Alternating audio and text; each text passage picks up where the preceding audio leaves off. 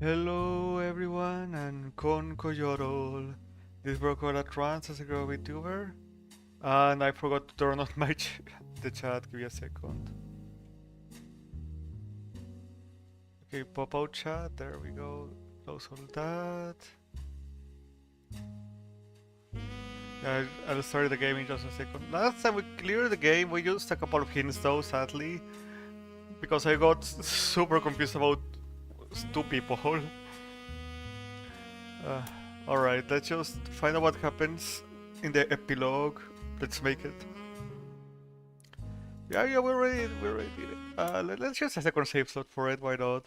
We could still use a first save slot for something.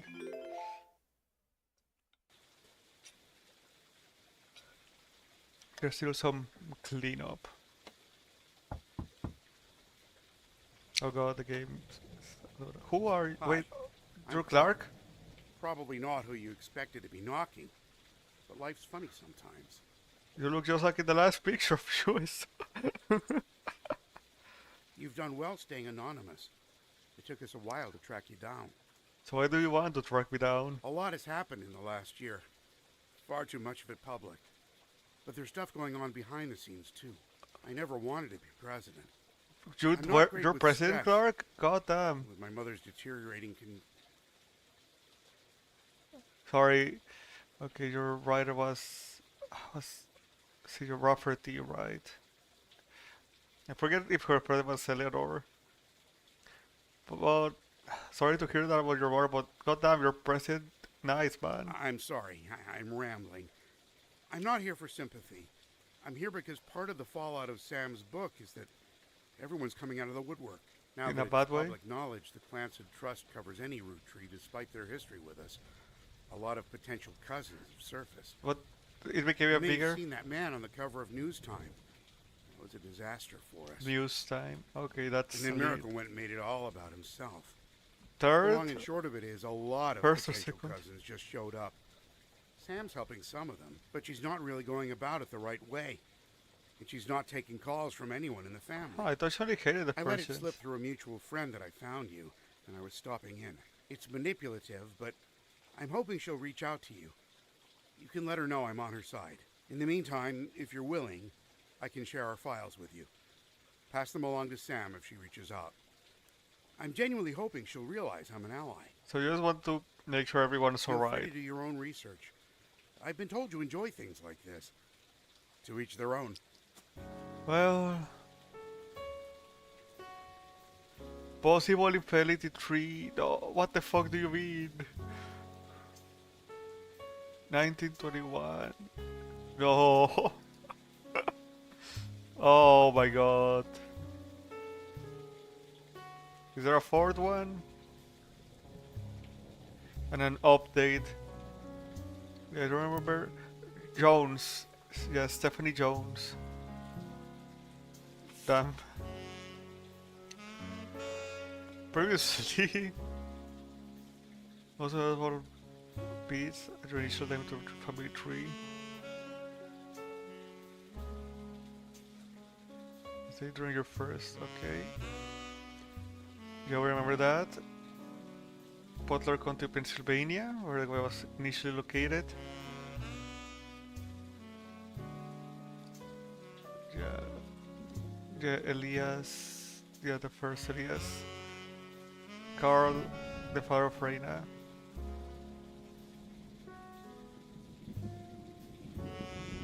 Yeah, the most useful, yeah.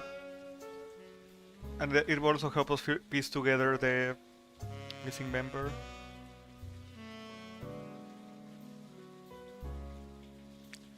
Stephanie, yeah, we're featuring campaign posters.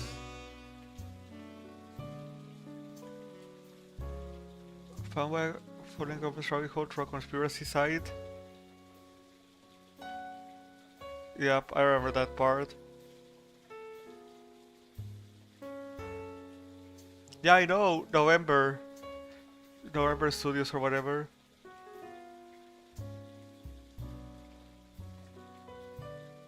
Worked on a TV show called Brother Trouble. Yep, Vessel Money.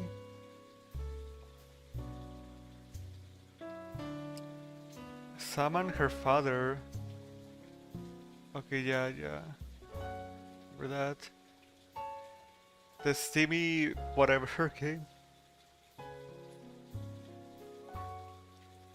Yeah, root tree, red herring. Yep. Yeah, the Atlantis one especially. Also, yeah. Okay. August 3, 1999. Lark Rafferty LaRue, the current president of the Roottrees Company. She was not answering his calls. With the clan's Frost is busy pouring through the entire family history they may have contact with, doing their best to slow things down. Many of them are actively avoiding our interviewers. There's a high profile public case, it causes headaches. Mind if you do your research, but I suggest you stop going to the press. Highly trained team of lawyers to back you up. Alright. Anyone you believe can be realistic part of a relationship that led to the birth of a new root tree. The sections of the trend will take the time to handle verifying the timeline checks. Okay, so even if they're not true, we can just help identify them. You'll do the rest. Or has already been disqualified by our lawyers, like the case of the girl with the negative DNA test. There won't be a place for them on the tree. You're looking for the ones at the top and the new Roottrees. Some sort in the new section will be marked with a tree icon. Members of the royal family tree you filled in 8 months ago. For everyone you add, married names or nicknames won't be enough. Okay, yeah, so the original names again. Not after they married. But we can still find their names after they're married, and that will lead us to something. Into the men in position of powers.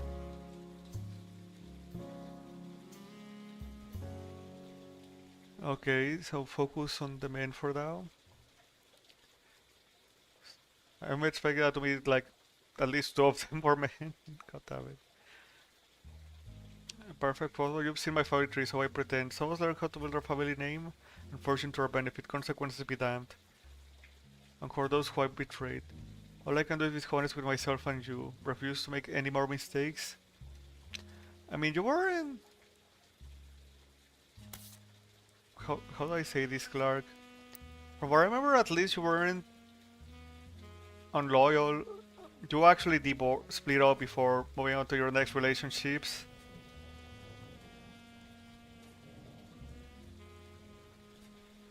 And at least the people, your descendants, seem happy enough. Well, maybe not her in that picture, but...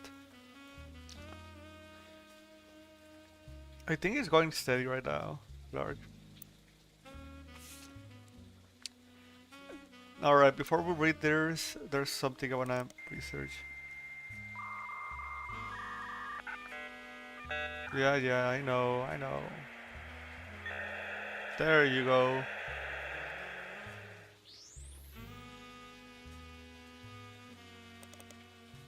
No, Spire Search.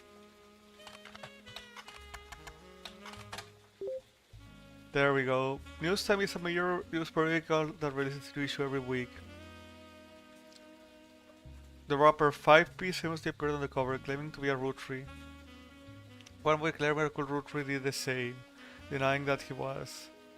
Because we had profile back-to-back discourse right before the start of Roottrees Mania, they appeared to be the de facto publication to get news about the ongoing Roottrees saga.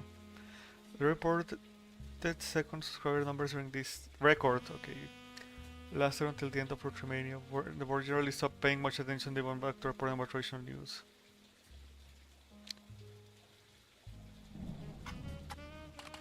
Fees. Is a rapper who has found some recent radio play after being publicly confirmed as a long-lost Roottrees and entitled to a part of their fortune. His alias 5-Piece is a play on 5 pieces. Very fan is known for the particularly harsh reviews of modern music, gives his most recent album, Root of All Evil, 1 star out of 7 for whatever reason, with a hand more poser than my action figure collection. Damn. His name is David and he used to go by Dirty Davy, and there rules the fact that his rebranding was a blatant marketing stunt at the expense of his more tragic past. She overdosed when she was his. Oh, that's horrible. Only one of the songs that one is new, and the others were simply written to turn blatant reference to sex, drugs, and violence into clumsy euphemisms. His rise to prominence was kickstarted when he appeared a few months ago on the cover of Newstime, wearing a photo of his mother with Guy Hudson. At first, the company denied vehemently. Mercury even appeared on the same magazine a week later, and publicly welcomed him to the family.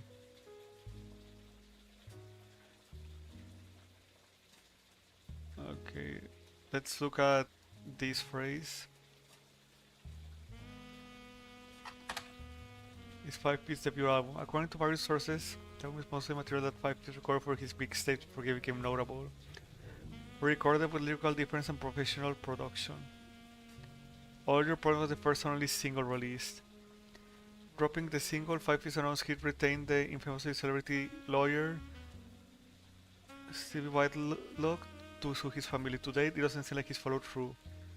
The single didn't make much of a splash, with Whitlock, known for publicity stunts, paid thousands of players a few dollars in order to call and request the video on MTV, which increased its profile. MTV eventually caught on and banned the video altogether, received national news coverage, and made the song even more popular. Okay. Let's look up at this. Oh, god damn it.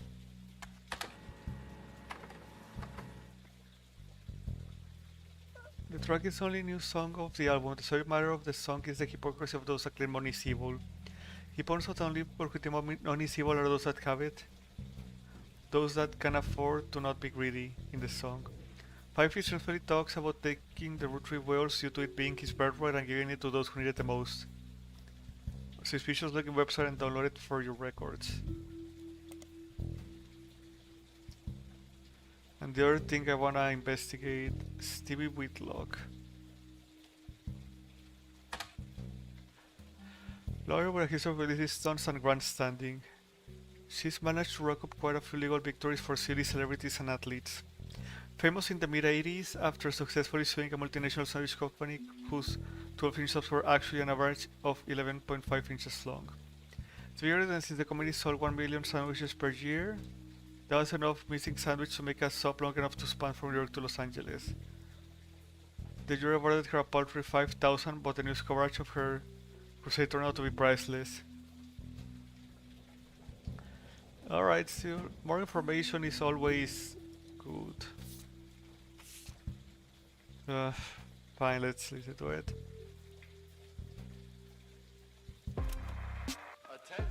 Attention, Roottrees. This is 5 Gonna make a coming big at you from the real still kind of world. catchy. You know, the place you ain't ever lived in. You say money is a root of all your problems. There might be some info in this song actually. Y'all are hypocrites, sitting back in your mask. Not my kind of song, admittedly. From the cash that your ancestors gave you, acting like you somehow deserve it, based on your family's creations. Yo, But looky here, sonny, don't you come for our money, or you might burn bright in hellfire someday, like that Madsen chick. and her two dads. My pappy's classic trust should keep you away. Yo, it's disturbing, catching a sermon What's from a about geezer Sam? who's never known hurt, but blurts out these claims that somehow we're sinners, cause we didn't earn it.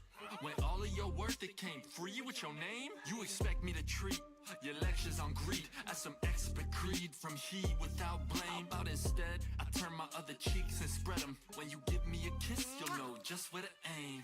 You say money is a root of all your problems. Let me take those problems away.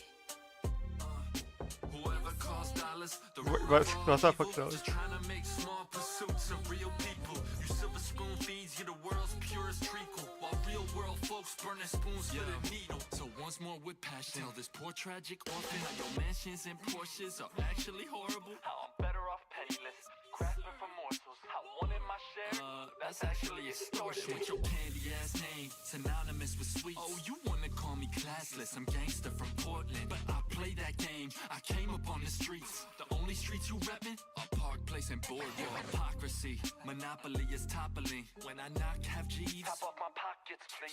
Cause the same God that got to steal my mom from me is what he wants, right? For you to live in poverty. And if you're suddenly not eager to unhand that fortune, that's unfortunate. I guess I'm gonna have to take my portion. And I'll do do it all legally. Class action, courtroom, decorum. I'm way past your fancy ass dormant. You say money is a root of all your problems. Let me take those problems away. Okay, maybe not something new out of there. You say money is a root of all your problems. Let me take those problems away. You say money is a root of all your problems. Let me take those problems away. Whoever calls dollars the root of all evil, just trying to make small pursuits of real people. You silver spoon thieves, you're the world's purest treacle, while real world folks burning spoons for the needle. Whoever calls dollars the root of all evil, just trying to make small pursuits of real people. You silver spoon thieves, you're the world's purest treacle, while real world Okay, so both images. Okay, which miracle are you? Second? Oh no, first. Charlatans and thieves. Miracle Roottrees appeared on the cover of Newstime shortly after 5 visit. He vehemently denied that 5-piece was a Roottrees. This article was from before the DNA test that proved it. Miracle doesn't focus much on details of 5-piece accusations regarding his barangay Hudson. He comes across as exhausted at events that have been going on behind the scenes, as well as the character of those he feels are attacking his family. He starts with 6 pieces content. Although the book was based in fact, it left out anything that wouldn't fit the agenda. He points out Sam's daughter still earns a generous salary from overseeing the farm division of Roottrees, and that Sam did the same before her. Sam's family was not destitute, and that release was her only son who chose to take a job with no salary. He claims that though they didn't have to, the family helped pay for her son's medical bills afterward, and it was the right thing to do. Miracle says that the story about her Elias shunning Izzy was one-sided, leaving out Edward Clancy's blame the whole thing. Elias gave him a simple ultimatum: stop sinning or be disowned. Miracle said it was Izzy's own choice, and that Elias allowing him to earn food and shelter at the company's time was a kindness, especially considering that he and John continued to live together. What an asshole. Alright, I just wanted to say that.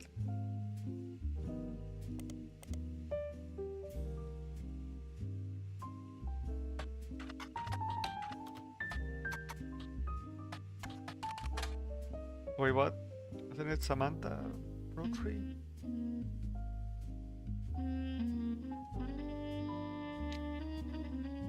Samantha Madsen, maybe.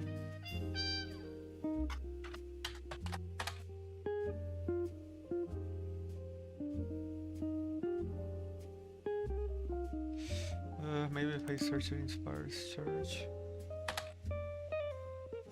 Sam Madsen, okay. Yeah, I'll just put that on the search.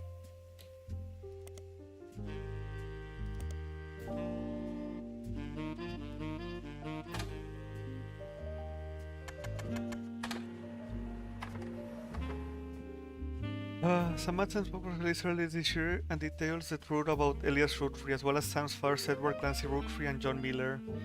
You have verified her story, so much of the book's core contents are familiar to you.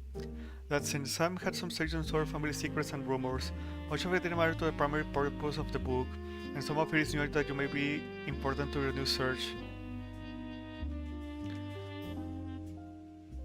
Alright, so yeah, we're getting a lot of info now. Robbing America's Stupidest Family by Sam Madsen was released early, perhaps assisted by the still relatively recent plane crash shot to the top of the charts. Reviews for Miss. This time on the bestsellers list was limited to 22 months. Most reviewers agreed that the core of the book about Samantha's fathers and the struggle they faced was compelling, that the takedown of the hypocrisy of Elias Roottrees was deserved. Many took umbrage with the timing of the release and the tone of the book, which seemed vindictive. I mean, after her whole life like that, is it a real surprise it was vindictive? The fallout from the book led to the Roottrees company scrambling to release a statement, and due to a conflict of leadership, famously released multiple conflict official statements over 3 days. This confusing move was referenced in popular culture due to a late-night sketch about indecision IDs. More visual analysts have been calling it the Roottrees Rift. The book entered the charts and sold even better than the first time.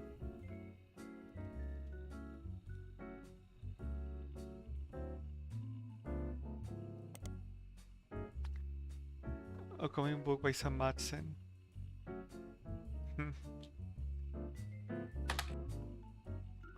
The three press releases from the Roottrees Candy Company after the release of 6 pieces were referred to as the Roottrees Rift due to the clear conflicts between them. Okay, I'll come back to this later. I need to finish this article. Okay. Miracle then pivots to the follow from 6 pieces. Here comes a deluge of claims to the clan's trust that the family have been subjected to. We don't cite any specifics, but says that every time someone comes forward, the family devolves to arguments.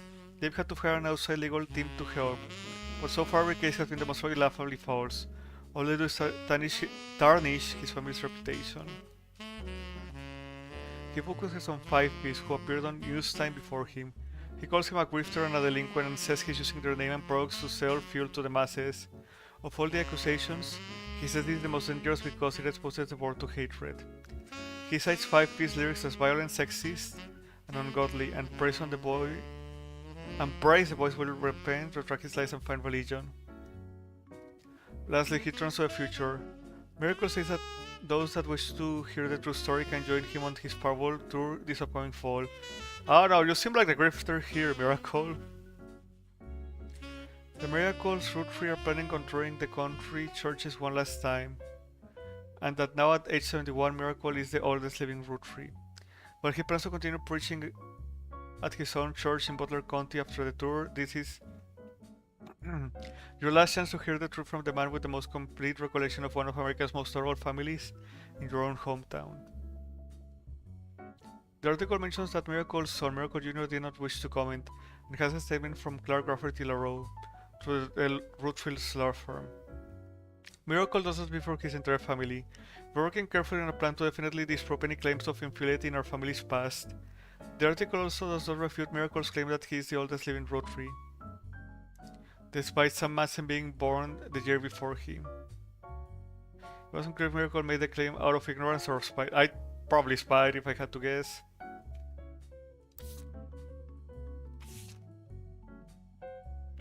Five-Piece appeared on cover of Newstime holding the portrait of his mother, Joanna, when she was in Zach Morden's secretary. Joanna and Guy Hudson, also in the photo, were having an affair that led to his birth.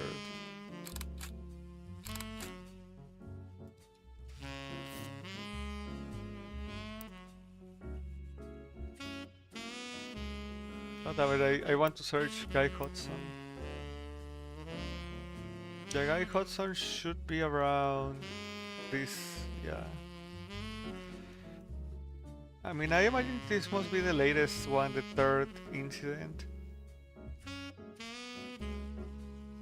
What the fuck? Hudson?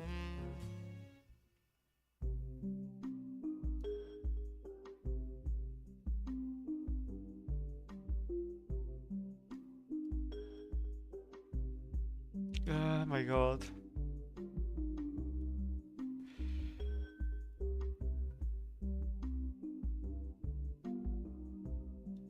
Okay, I'm thinking, is that Guy Hudson?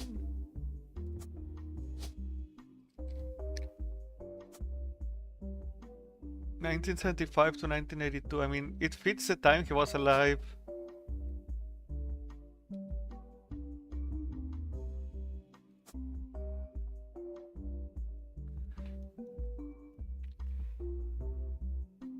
Oh my god, Hudson. What the fuck? Okay, in the update, I imagine it's Stephanie Jones.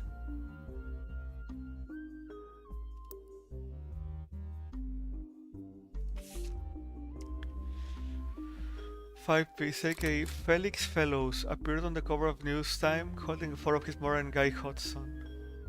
The article concerns his instance that his father was Guy Hudson. The story was dramatic and sensational, initially dismissed as a fake until the DNA test proved that he was related to Guy Hudson.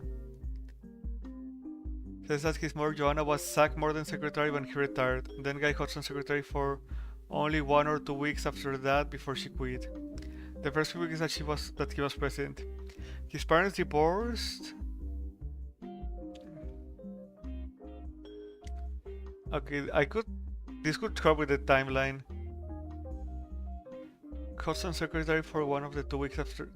Okay, so the first 2 weeks Hyde was president when he was 4. After his father learned of the affair. Felix's mother then moved to Portland because she was afraid for her and her son's life. He rode with her until he was 16, but one day his mother never came home from the movie rental store where she worked the register. They found her dead from overdose in her car. She had stolen all of the cash from her drawer and spread it on heroin. As Felix went through her belongings, the only things he had to remember her were a hairbrush she always used, some photos, a stuffed animal from her childhood, but then he found a box hidden in the back of her closet. Love letters and forms related to Guy Hudson, as well as a letter from his father containing threats. He threw it all away, with the exception of the one photo he appears with on the cover of Newstime. He says it was the only one where they were dressed, the only one out from the affair itself. The picture is shown in full inside the magazine and was added to your evidence. Also includes some additional history about 5 years of career. Felix Fellows was born to Riley and Joanna Fellows, but never actually rapped without a moniker.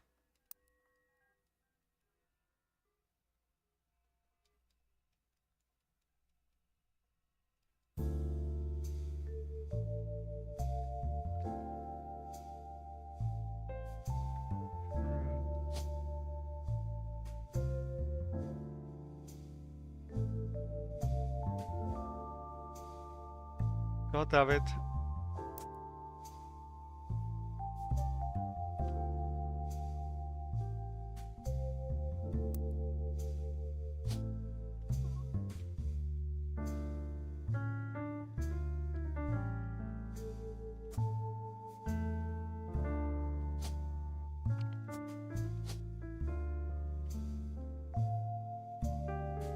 Felix.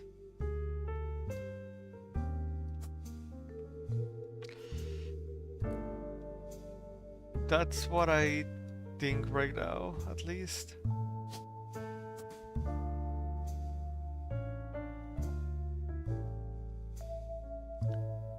They did divorce. Probably without a moniker. He tried to find success by opening for other artists and even by selling CDs on street corners in Portland. He has only started going as 5 feet to harness a part of his lineage. There already is some research into the truth of these claims. I was able to confirm that Joanna did work for a Roottrees company as a secretary sometime during the early to mid-70s. She died of drug overdose and that Felix went into foster care soon after, unable to track down his father. Roottrees company, but at the moment the company's blanket was since the release of her recent book, Roottrees has seen over a number of false and censored claims. None have been factual and nearly all of them have been knowingly dishonest. We encourage individuals to reach out to us in an official capacity as opposed to attempting to use our name to be for publicity.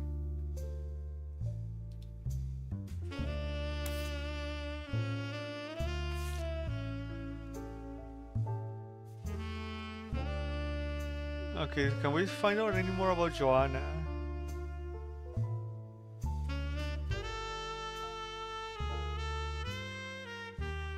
Guy Hudson.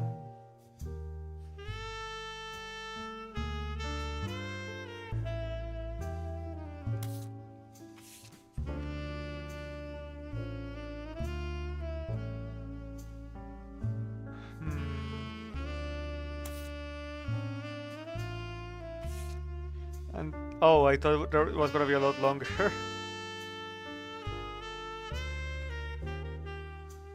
Sam Madsen. Sam's book has a few different passages of her own history with the company and the rumors and gossip she collected during that tenure. The Farm 4 appeared starting around 1960 after the death of Elias Roottrees until her daughter Gwyneth took over in 1984. Coincided with the reign of Guy Hudson, who took over as president in 1978.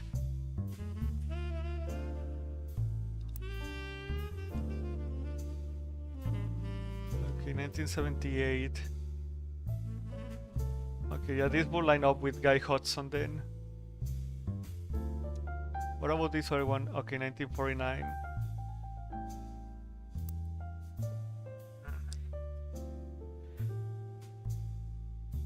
Sam was very much not a fan of Guy, and according to 6BC, it was an open secret with the family that Guy was very much not a fan of remaining faithful to his wife Patricia. Many of their hires at the time were young single women, and Guy often spent a lavish amount of money on private parties. Sam warns that most of this is hearsay, so you find the following information that may be relevant. One of Sam's farm supervisors was named Elizabeth. Elizabeth has had a daughter who Sam never met but worked as one of Guy's secretaries. According to Elizabeth, a career from a local restaurant called Antonelli's met her daughter at one of Guy's parties. They eloped quickly due to pregnancy. Elizabeth wasn't aware that the party was for swingers. Her daughter shared with Guy and they seemed comfortable switching partners. Guy's main positive contribution to the company involved expanding markets previously untapped by Roottrees. However, when he went on trips overseas, they were often for weeks at a time, and Guy was known for spending more time and money on official business than meetings with distributors and manufacturers. It was said that he bribed at least one politician to open a factory in Brazil. I don't think that part is super relevant. It might have some if there's overseas stuff. Sam speculates that Elias may have also cheated on Gwyneth. Gwyneth was always much kinder to Sam than Elias was, and was the first to invite Sam to family events. While she has no hard evidence, Sam always got the impression that Gwyneth was able to coerce Elias into allowing Sam back into family using some kind of leverage. Instead of it being a natural course of events, she mentioned that Elias and Gwyneth were known to loudly argue, sometimes about another woman. Sam also says her son Ernie once asked her whose bed, because he overheard them yelling about someone with that name. As far as Sam knows, Elias once had a secretary named Elizabeth, different Elizabeth than the supervisor from the farm, but she never met her. Okay, so we have two Elizabeths.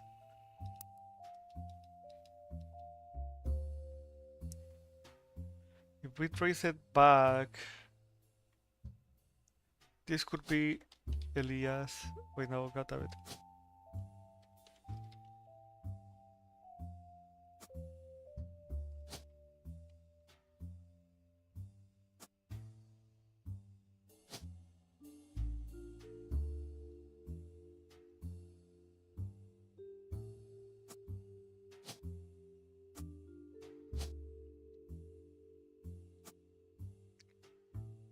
We know what Elias looks like, at least.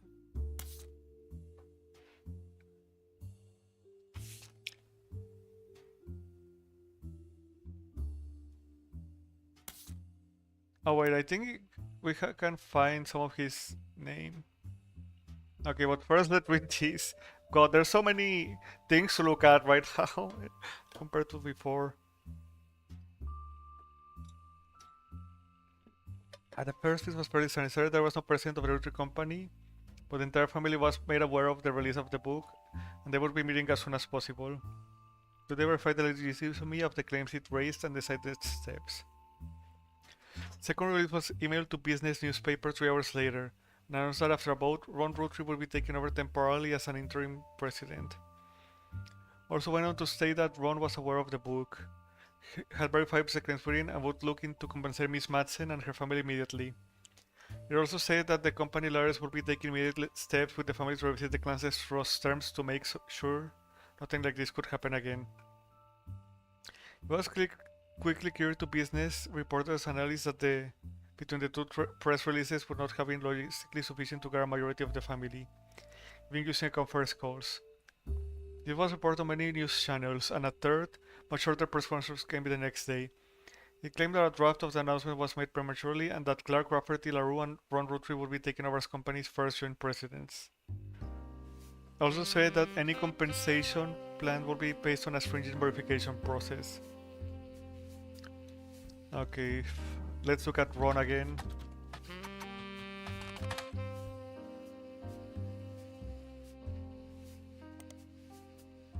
Here of our productions, yep.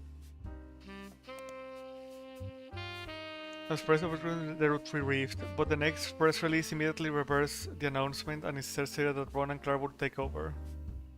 A few weeks later, Ron was robbed from the title entirely. However, results about this development. A retelling of basic details. Some bearing too heavy speculation on the article about Ron on Business Watch. Ron has also done some interviews saying that the truth of what went on behind the scenes was something we should discuss. Instead, he hopes to release a movie about it someday. God damn it. Ron's brother Gwyn died in Paris, France. He and his brother have seemingly made amends. Oh. Yeah, I feel sad to hear that.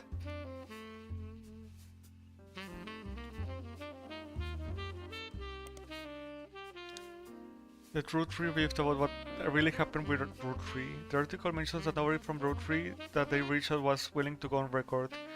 Have been constructed from public records, new lists, and a source on the inside. The only two you are also the most vague parts, the one supposedly confirmed by the anonymous source. Family actually held a primary vote after Roottrees died, but before the release of 6 pieces, and they said they wanted Ron Roottrees to take over because of his experience running RR Productions and because he was well known and well respected Roottrees. Ron seemed way too eager and personally motivated. They were worried that he would go the clan's trust to remove Robbie Roottrees. The family was notoriously willing to do anything that could risk their wealth. They stalled and Ron became frustrated with their delay. When 6 pieces came out, he saw his chance to force action while the family was in the limelight and released a press release himself in an attempt to get the ball rolling faster. This caused chaos within the family. Tried to save face by allowing Ron to take over as co-president with Clark, but according to Business Watch source, Ron was impossible to deal with. He seemed like he was unwilling to protect the clan's trust, and they eventually let him go. The role passed solely to Clark, who nobody was excited about, but seemed like the safest choice.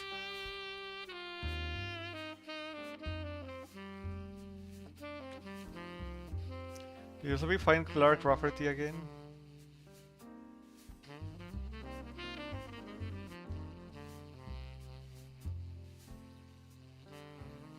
Oh, damn it. I'll just write it.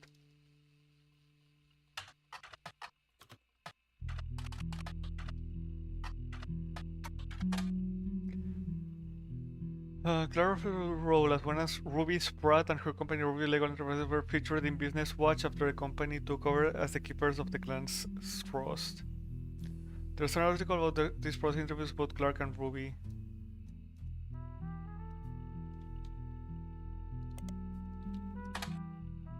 Like her legal company is relatively elusive. The most complete information you can find from before her time with the Roottrees is from the website from a pharmacy owned by Major Airline, of an article or recurring series of modern-day success stories. Excelled at school and earned a scholarship to Southeastern University. She graded at the top of her legal class.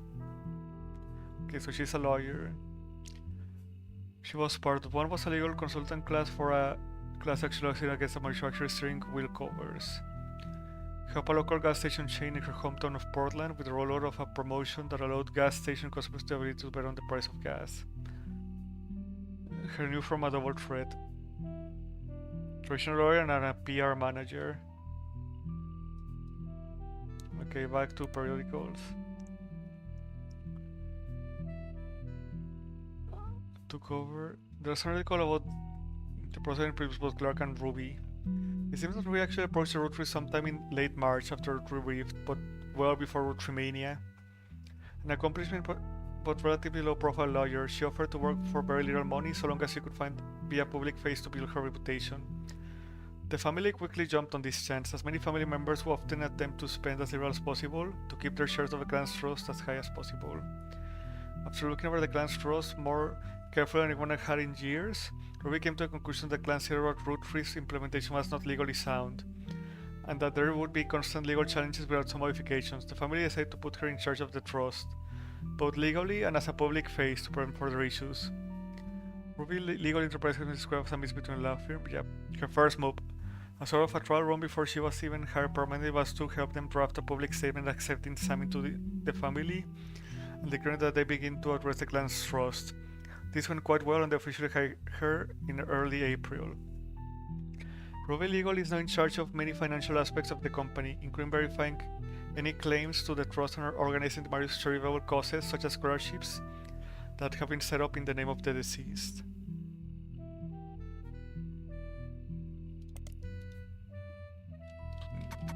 God damn it. Let's look into this. Following the announcement that a rapper going by 5 is actually a Roottrees. Collectively, popular culture seemed to focus on Roottrees family and 5 for a few weeks before everything felt oversaturated and society moved on. The 5-piece saga, an underlying through line to how pop culture treated Roottrees was an excuse for everyday people to claim they were also Roottrees. Daytime talk shows had I'm a Secret Roottrie episode. Late night hosts and guests made jokes about other lost members of family. And there's a widely shared website where you could fill in your own name to find out if you are a secret Roottrie. When you submit your name, it simply said no, with an image of Clark Rafferty Larus giving you the finger. Romania lasted only a few weeks, just long enough for 6 weeks to enter the charts, and to trigger new printings of other Roottrie-related media.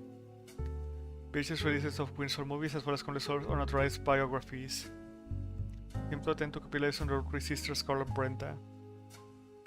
These re-releases were too late to successfully capitalize on its in the craze. As a result, most of them were failures. And countless novelty shirts and variations of I'm a Secret Roottrie became immediately unfashionable. Still wore them ironically. Ah, god damn it. Oh, okay. I thought that'd be something.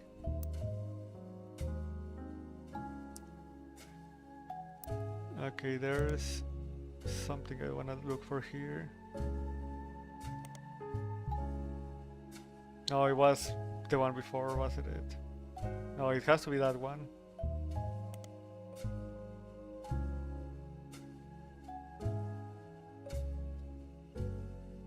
Dirty Davy. Okay, I guess, yeah, that was just an alias.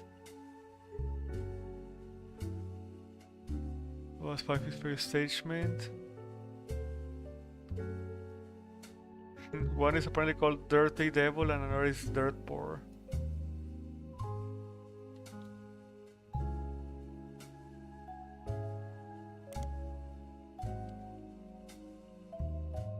Was 5 his first mixtape released as Dirty Davy from the early 19s. But it was released based on the soft pop culture reference, with a range thought to be somewhere between 1982 and 1984. Seemed to be a center of confusion. Given that there are multiple versions with different tracklists and songlines, so some were very real evidence of the mixtape. Okay. Keep it going. The report was made by 30 Day released in 1986. A lot of online discord for people who like to point out that in one of the songs to include someone that would be revealed to be his own distant cousin in a list of attractive women. The lyrics to one of the songs, Heat, mentions a few different prominent female actresses, models, and musicians from the 90s. Provides a crude pun or line about what fellows felt about them. When he released in 1999, some usher was toned down to be less overly profane, and the reference to Raina was clumsily replaced by Dana from the X-Files. It seems to be the only song that didn't make it onto his studio album that people thought should have. In it, he referenced a popular movie from 1992 called White Men Can't Jump. God damn it, I'm going so deep into this rabbit hole. Because of it, it is agreed that the mixtape has to come out in 1982 at the earliest. Further points out that fellows referencing the movie on his 17th birthday. This would have been in 1984. Some things mean that the movie had to have been released in 1984 at the earliest. Just trying to make himself sound older since response to some of the more questionable lyrics, he has said multiple times that he was just a dumb kid when it released.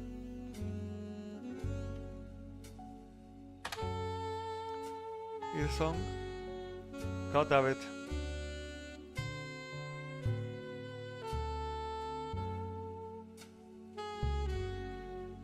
Yeah, I can find more about that.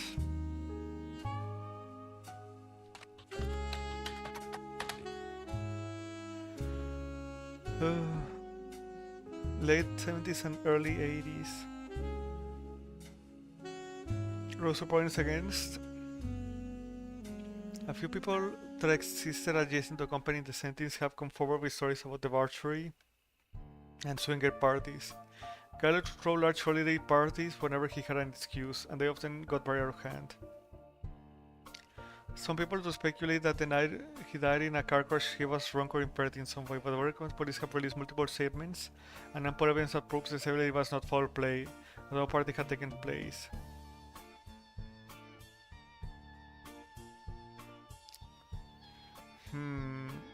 Yeah, I need to think about stuff a bit.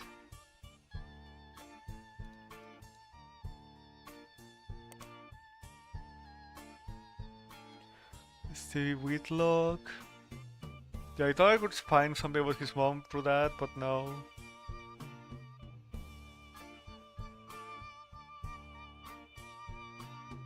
Retrieved.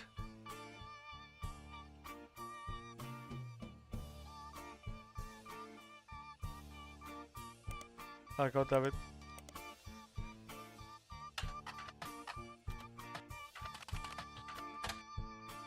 New president of the Roottrees Corporation. This does not include Root, which appears to have its own new leadership. Okay, so it's important to look into Root too. In early March of 1999, about 5 months ago, both Clark Rafferty and Ron Roottrees would be taken over for what essentially described as a transitional period in the aftermath of 6 Pieces. The company will suppress Ron for his board, but announced that Clark was the new permanent president. Made descriptions of his focus advertising career and that his mother was Lauren Roottrees. And volatile marital history.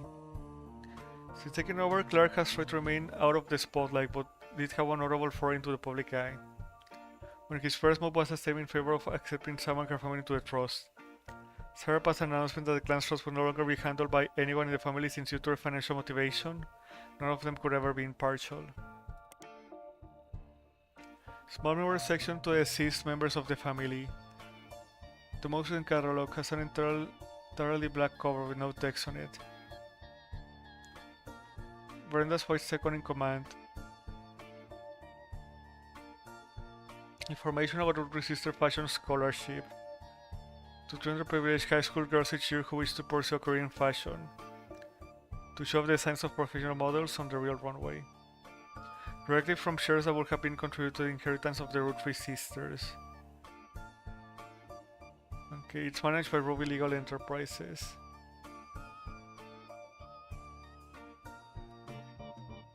Can I look more into this?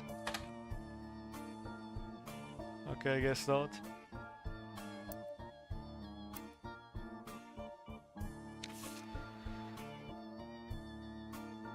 Okay, yeah, 6 pieces, the Rift. Anonymum. Okay, let's look into Anonymum then.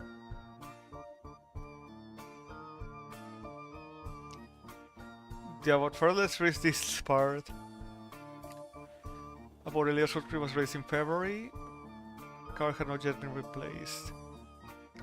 With multiple conflict press releases and a clear lack of leadership. Sam matched into the family officially. The company hired an outside legal group to handle the changes.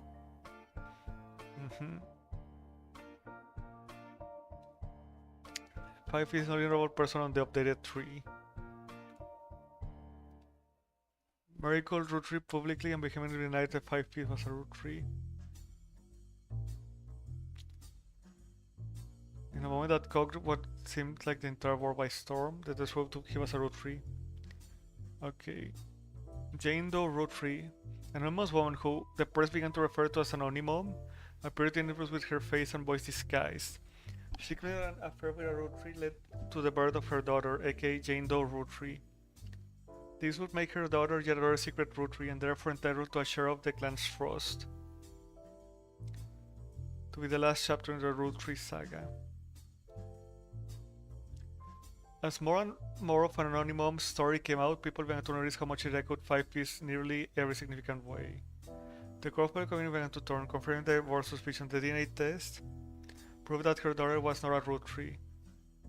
Caused public disappointment, smugglers from doubters, and countless accusation of the entire ordeal being an elaborate hoax or attempt at fraud. The phone of Rimini seemed to disappear overnight. Damn. Okay, just let me... There's something I need to look at before Anonymous, but I forgot what it was. Fuck. Anonymous. I don't know why I read it like that. potentially Roottrie being... Oh yeah, Stephanie.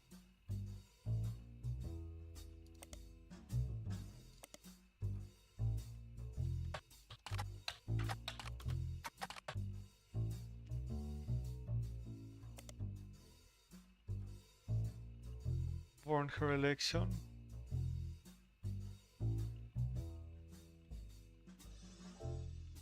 Okay, maybe I'll look right here. She slept with Guy Hodgson and that her daughter was Roottrie. The accusation came during the height of Rootmania, began with a brief TV interview. She appeared in the shadows with a disguised voice and promoted an article about herself in Newstime.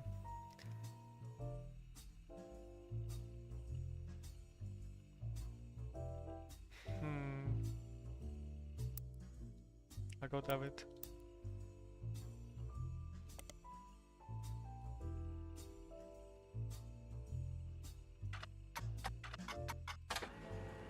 Anonymous moment appeared on the cover of Newstime, holding a picture of her daughter, Jane Doe Roottrie. The first only mention of the praise anonymous in Newstime came the week after, when they issued an apology featuring her in the first place.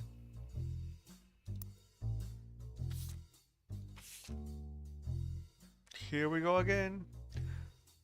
Anonymous' daughter was not a Roottrie. This article, which referred to her daughter as Jane Doe Roottrie, but did not coin the phrase anonymous, came before all that right around the time of her first TV interview. Appeared on the cover of Newstime shortly after 5P was confirmed to be a member of the Roottrie family. In an homage to the previous cover, she holds a photo of her daughter. Unlike 5P, she wishes to remain anonymous, and both photos were obscured. I mean, why even show the photo then? To have had an affair with Guy Hodgson while he was working as his secretary. She and another woman were hired at the same time, while many of the secretaries that worked under Zach Morton were already gone. She and the other woman were both underqualified and neither had typewriter experience. According to other staff members interviewed, Guy had his own requirements for hiring women. Okay, the longer he was president, the more excuses he found.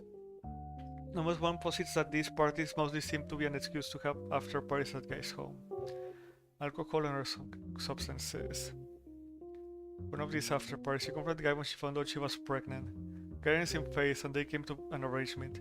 He paid her a significant amount of hush money on a recurrent basis under the table. When Guy died, the money stopped coming and she assumed things had run their course. Back to work at the department store and hoped that nobody would ever look too closely at how she paid for her house. Her daughter's father walked out on one day and never came back. Seeing the fantastic article in Newstime, she realized that she wasn't the only one this happened to.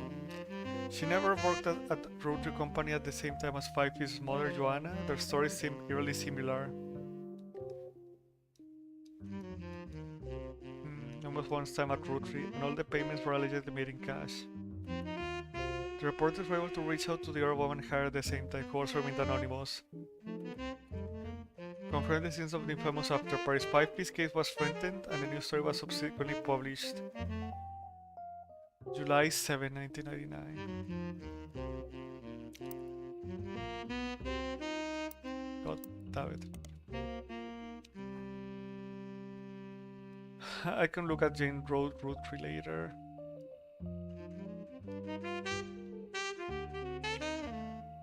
Police were anonymous due to some parts of the story she found particularly credible. When the momentum from Sam's endorsement album went on media please. As more details came out, people became skeptical of her story due to extreme similarity to 5P's. Her accusation even included many of the same details as in more stories. Time period, the late 70s.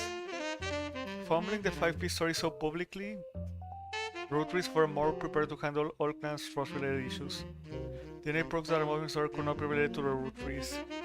At a joint press conference with lawyers representing both Anonymous and the Roottries, each party ensured their respective plans provided accurate samples. After a negative result were released, many of those who had already been skeptical felt vindicated, who had built up hope that history would repeat itself after 5Ps felt duped. The whole affair had been a hoax to gain fame and money. Many demanded that Anonymous be held accountable, and some people even began to attempt to track down her true identity. To curb some of the backlash, even going as far as to say, though it was scientific evidence that Jane Doe Roottrie is not a Roottrie, doesn't mean her mother and Guy Hodgson were not involved in an affair. She has every right to make her claim, as it has been verified that her stories about Guy Hodgson were not exaggerations. Please leave their family alone. These high-profile anti-climax and public battles were the beginning of the end for Roottreemania. Much of the fun was the shared fascination with secret Roottrees. Others think that, like any fad, it just ran its course naturally. This was when all the events to release of 6 pieces and things soon went back to normal. By the company's lawyers. Okay.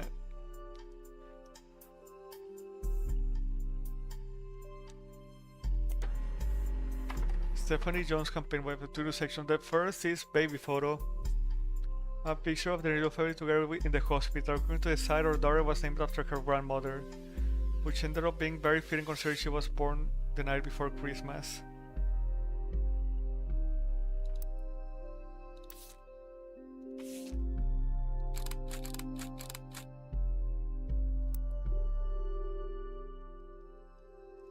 Well, at least this one is happy.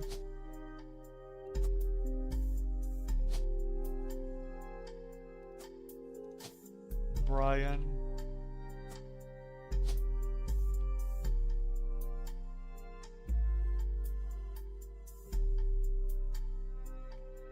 Jones. Oh.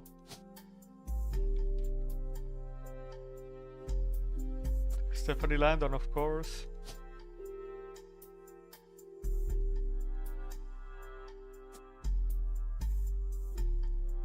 Right, it was Stephanie Landon, right? Yeah. It's all confirmed. Baby.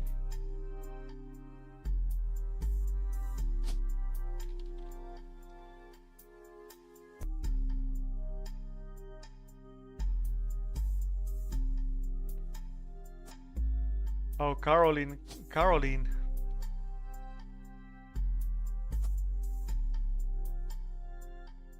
I mean, the occupation is just baby.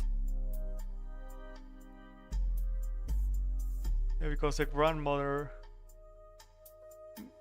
Caroline, so Carol.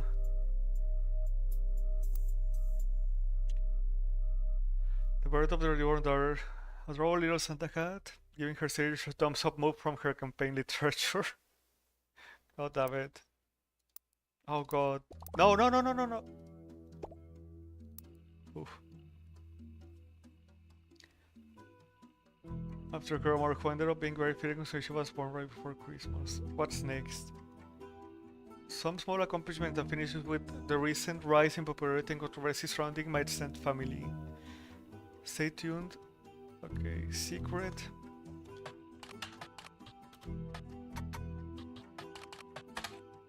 God damn it.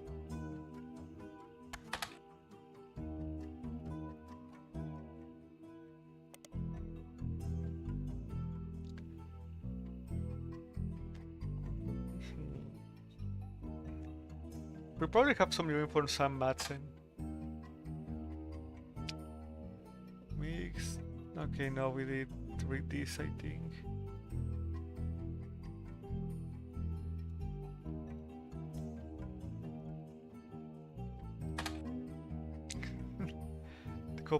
Going by a popular sketch shows part of a pharmaceutical advertisement for Get Together. While the series isn't fully about the Roottrees Candy Company, it was released in the weeks after the survey sponsored 6 pieces. Number 5 through the speaker, then after putting forward, she changed her mind at the window asking to switch to number 3. The restaurant's employees and other patrons. Someone then barged into the restaurant and passed the current line, Lily complained that she didn't receive her number 5. Into a pharmaceutical commercial claims that the woman was suffering from indecisionitis, a disease that causes extreme confusion and irritability. Severely hindered the leaders of large corporations, but could also spread to humans. Damn. Multiple testimonials use variations of the catchphrase. When I can make tough decisions, I gotta get my shit together. Man, Paul man in a silhouette with a voice changer saying, I'm not comfortable sharing who I am, but I am comfortable saying that before I took over my family's candy company, I really should have gotten my shit together. God damn it, Clark. Well, at least he's still having some fun. That guy.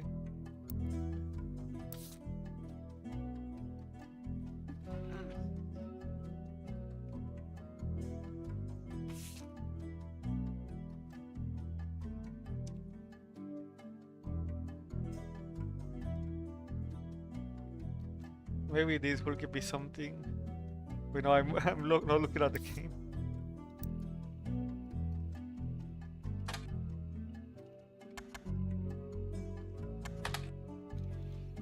Yeah, maybe in Butler County.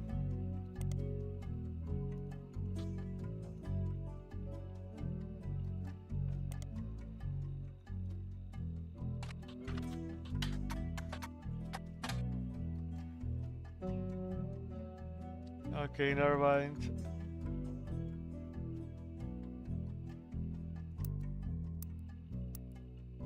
Maybe if I search.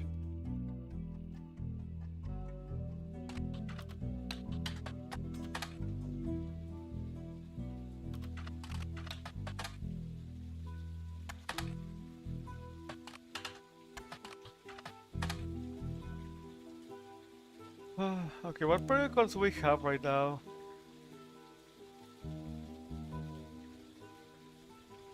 Yeah, I don't know, man.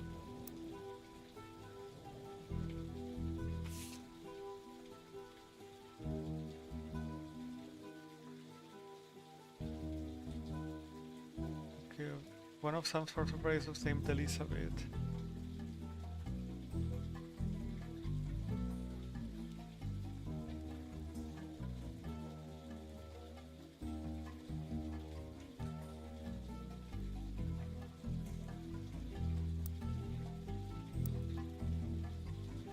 Antonellis has been in the border country twice. The owner, Rochelle Simmers, sold the land to William Boson, and at the time of the article, she wasn't sure if the restaurant could move to a new location or if she was retired. Conti how they met. Christine Garland responded. She and her husband Steve, who was a chef at Antonelli's, met years ago when she delivered produce to her mother's farm. Steve used to work extra hours just to be there during her deliveries. They grew apart when the restaurant switched suppliers and reconnected by chance and eloped at the end of the year. She has a bun in the oven and they're both working as much as they can. Trying to save up money to move to Boston and open their own restaurant.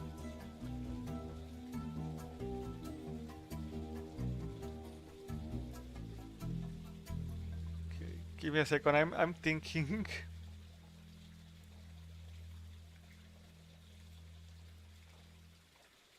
Anything on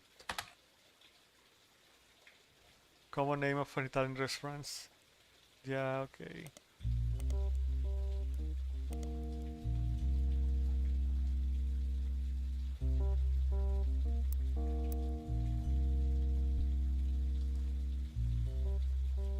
A cutter. Okay. Elizabeth, whose son I remember worked. Okay, so the daughter of Elizabeth. Met her daughter at one of, and they eloped quickly due to pregnancy. Okay, give me a second, I need to sort this out. Okay, Elizabeth had a daughter who Samantha never met. Okay, so the daughter worked as guy secretaries.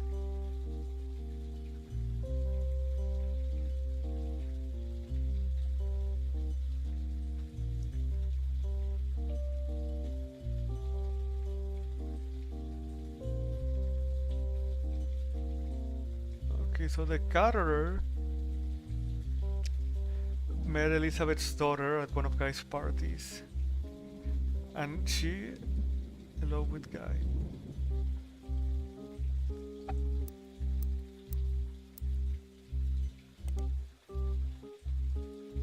Okay, sorry, my bad.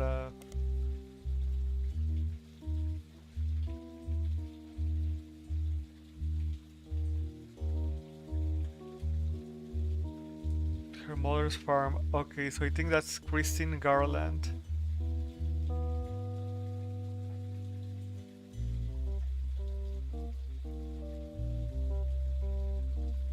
Okay, so that should be Christine Garland then. God damn it.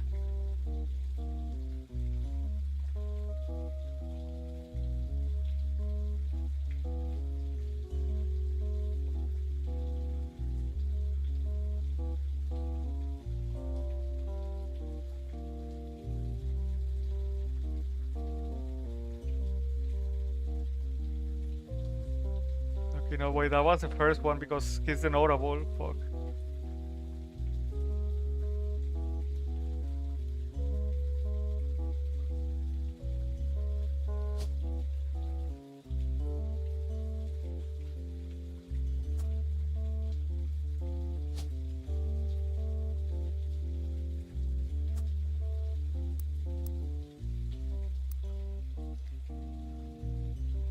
Ah.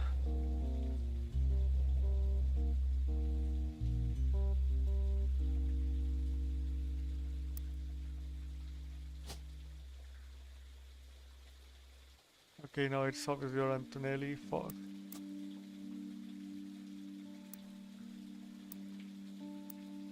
Yeah, cause god damn it.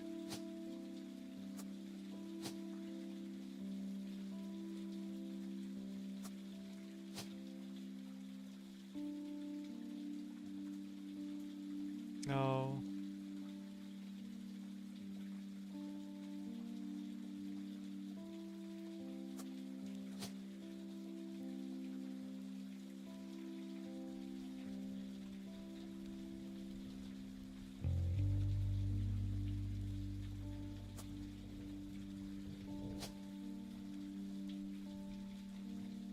I guess he'll be a musician.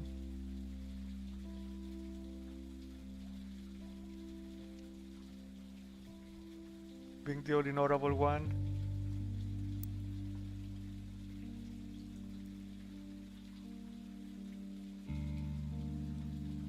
I know, so the husband would have to be Steve Garland. I think. What have it?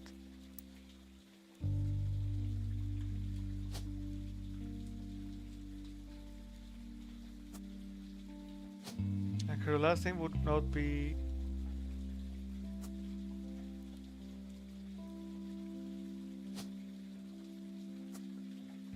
secretary.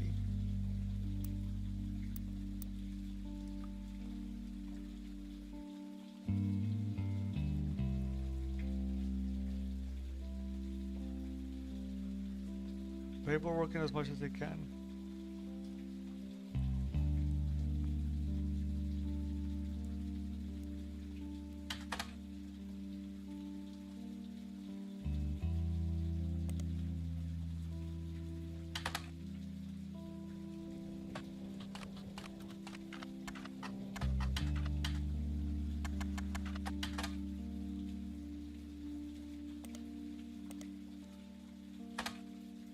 Mentioning a couple of articles about how he married his wife Christine when he worked at Antonelli's.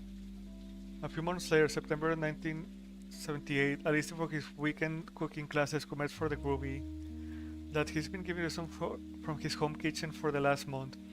He can keep an eye on his son.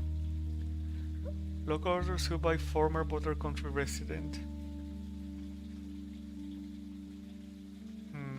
A local author by the name of Mark Zimmer was sued by Garland regardless of Zimmer promoting his book Kitchen Tales on television.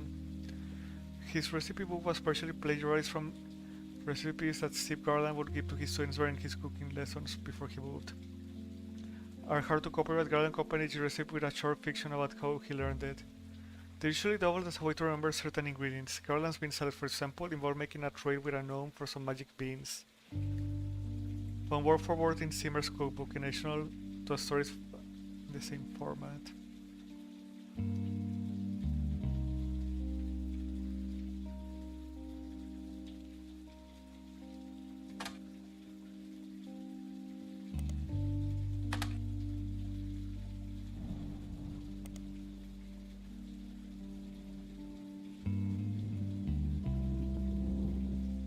Mark Zimmer.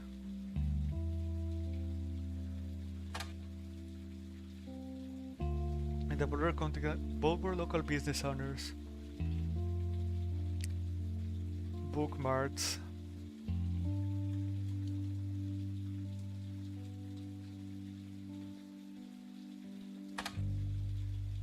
Many times. All of them were from advertisements in events that took place on the store, such as book signings.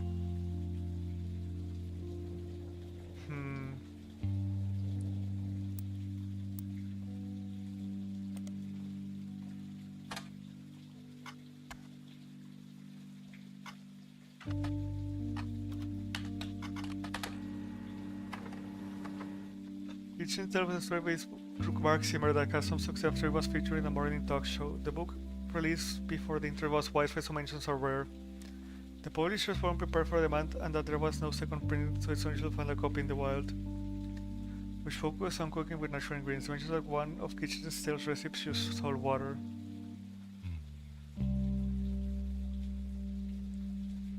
The owner of the site had included a scan of the recipe, which was added to your evidence. For a mix of 2/3 spring water and 1/3 tastes great.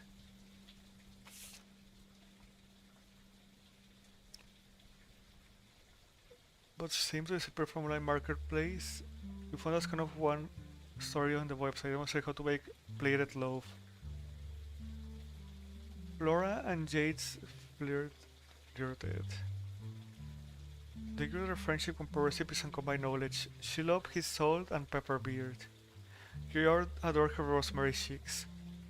They thought sweetly about one another, but there was one day whisked away, contrived to bake the army's bread.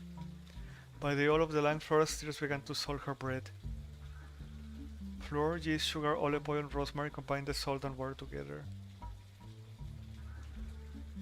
They met again, seemingly buffet. Flora's unique dough had earned her a position as the king's personal baker.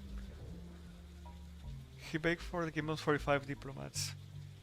When they returned from their chest with a gift of 415 baked loaves. A method that required no kneading. The dough to proof for 10 to 12 hours, spread it out. Their oven preheated. Flora was both delighted and distraught. She felt as she was trying to. She had not been made aware of the gift and had already prepared bones for the palace ovens. She wished to greet Jade warmly, but she was struck by fears that he'd be unable to bake with her, that she'd fail with wish of being unprepared. She cried to Jade's, add more salt to her dough. Slightly sprinkled salt. Yeah, this is clearly a story for something, but I'm not sure what right now. He said she had obligations to prepare for a return sheet or impossible. He shared her fear of retribution. He knew if they did not solve her predicament, they'd miss their final chance to bake together. Wallowing in the present, they worked together to shape the future. Twist and entwine their doughs and bake them as one. The plated loaf. The king's royal passion was that it would be considered a delicacy. Dutch oven. Bankrolled by the king, Flora and Jade spent their days baking together. They traveled for 45 years and settled down for 15 more. Their souls were golden with no regrets.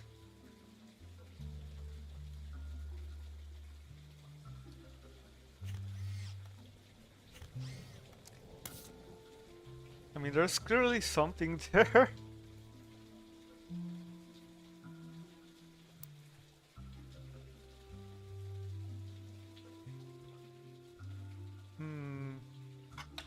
Let's look into Miracle again.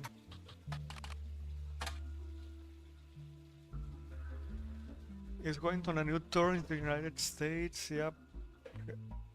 The oldest named Roottrees reprises Rosie's incredible story, one of the famous 5 pieces. But fortune was nothing compared to the powerful force of the Almighty. Doctors meant he was destined to die young, but fate had different plans.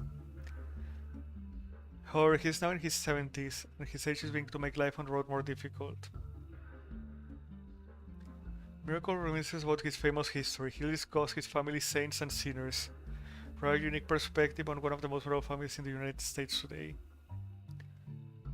In terms of religion, how his life had become more wealthy in spirit than it ever could have been from his inheritance.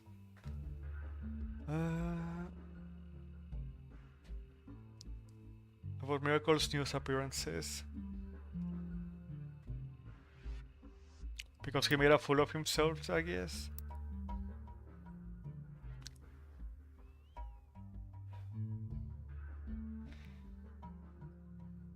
I'm just trying right now.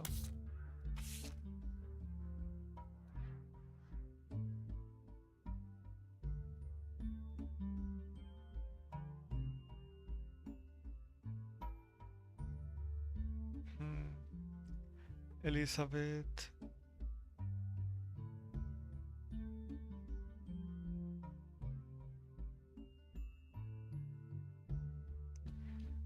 Okay, I need to look into the Anderser farm again.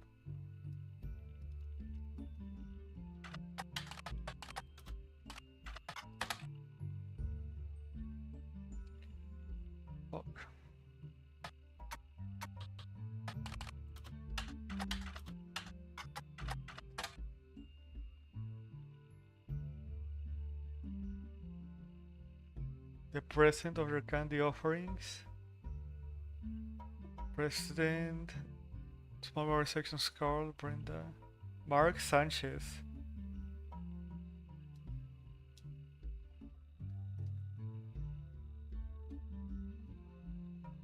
Okay, so these are all people who died in the crash, okay.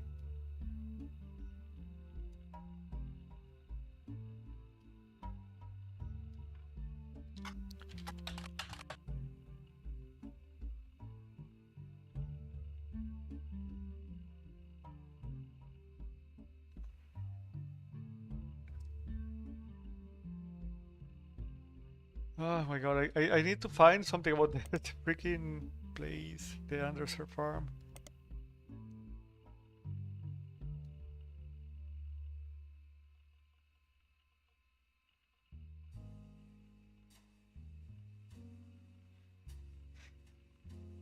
Yeah, oh wait, I need to read that, more of that. He went on trips overseas.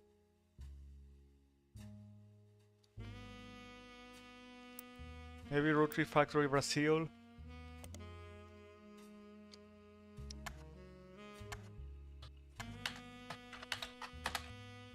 Roottrees Brazil. I was referred to as Roottrees. My bad. Webcom is created to manufacture and distribute Roottrees candy. Roottrees Everywhere Initiative. Okay, we're finding some stuff. Roottrees Brazil seemed to be a success. Use some rough translate and find a significant amount of information about it. Damn, we know Portuguese, that's crazy. In which caviar 5 pieces were a hit. The primary reason that the factory still exists to this day solely to create that flavor comes in its own standard 5 pieces bag with Portuguese writing. Alba Lagos, near the municipality of São Bernardo de Campo, became the location chosen by the Roottrees Candy Company after a newly elected politician named Edson Soares heard that they were planning a new factory and petitioned them in early 1979.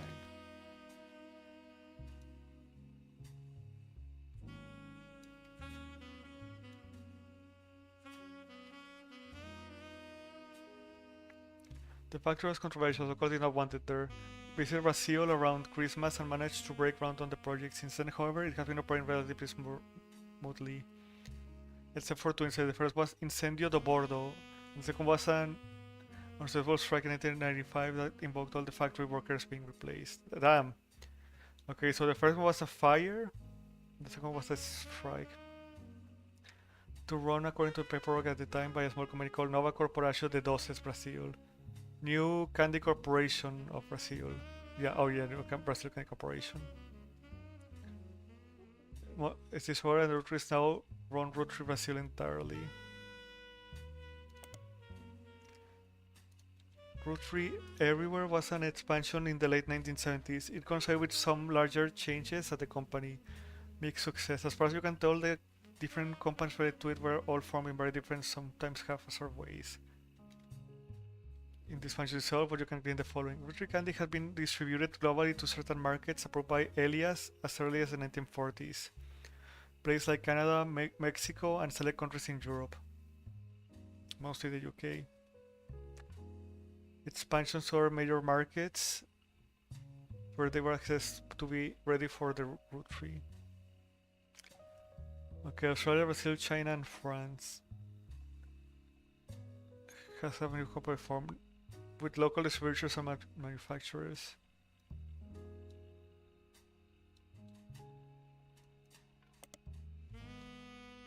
You find a dissertation published by a college student as part of her PhD in history. The rise of democracy in Brazil. It seems up until 1988, Brazil was run by the military, and the politics during that time were often a hotbed for corruption and nepotism. Few politicians at the time, including Edson Soares. Edson is a mayor of Alba Lagos, Brazil. Before politics, he was a manager at an automotive manufacturing plant for a major American car company. He was put in charge of Alba Lagos by the military government in 1973 as mayor. He used his manufacturing background and knowledge in American business to establish new factories, distribution plants, and other business ventures in the area. This had two side effects. First, he became quite rich.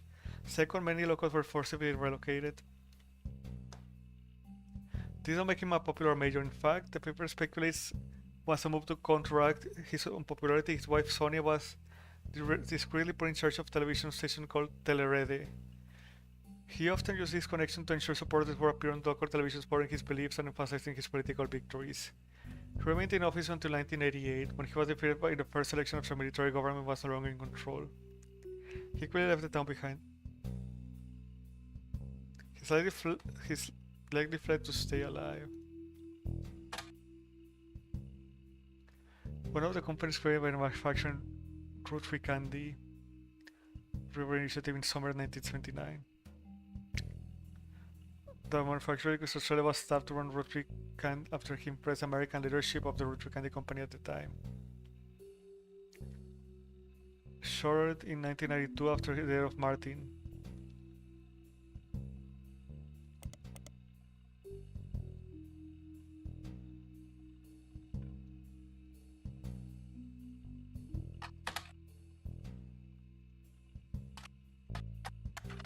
France. As part of Roottrees was a non-starter, the machines broke down late in the process after the company had already been formed. Tristan Robert.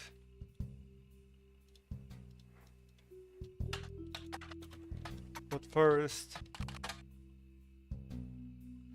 this Roottrees candy. It was developed as part of the Roottrees initiative. During the late 70s, Serbia had to go through a period of economic reform. American companies and Roottrees Candy Company decided to pounce. Lang Humboldt, who was said to personally win over the Roottrees family, was owner of multiple textile factories, did not wish to import ingredients and built a special factory to manufacture the candy in China. They made a deal to import in bulk, unpackaged Roottrees candy and label it for not only China but additional markets. When the deal happened, only had daughters, and his brothers Lang Humboldt took control of on his death.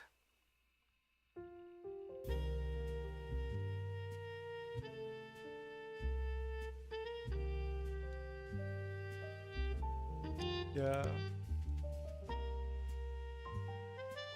Take over Roottrees France. He's still alive, and you come across an interview unrelated to Roottrees family a few months ago. As you recognize the word Roottrees in one of the questions, it seems the interview snuck in a question about his experience with the company at the end of the 70s.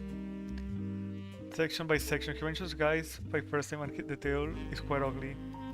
Guy, the president of Roottrees, was one of the worst men I have ever met. He approached my wife about having an affair, which she refused. He then kept insisting that his was the best way to celebrate the end of our business contract.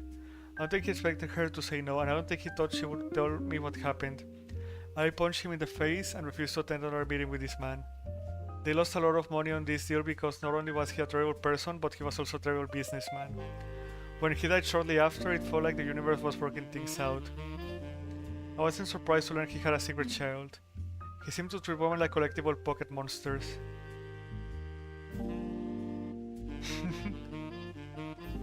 Yeah, kind of interesting that was mentioned. Langdai Textile Corporation. Accomplished, this guy has come from many different reporters and news articles listed on it.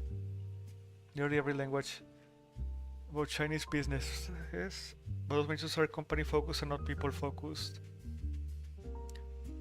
With names to prove that the company has been in the Lang family for a long time. It goes back at least 250 years in some other form or another. Lang Hambo in China, his way comes first, so Lang is his last name, was the CEO. He died before the internet was widespread, so there is not much. His younger brother, Lang Hongyu, is featured on the history section directly following him. The currency is the one listed simply as Xinju. The site doesn't list her last name, though she does appear in the family tree below Hongbo. Has a few American logos on each page. One is the Roottrees logo. Xinju.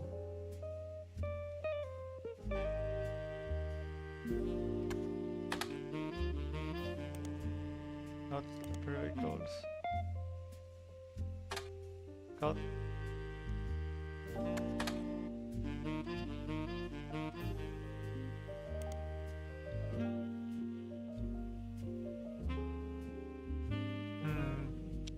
I feel like that's important. Xinju.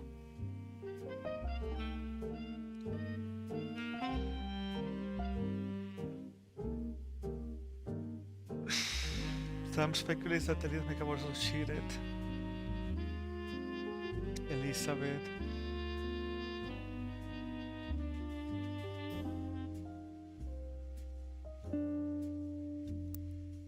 I mean, do I just search Roottrees Farm?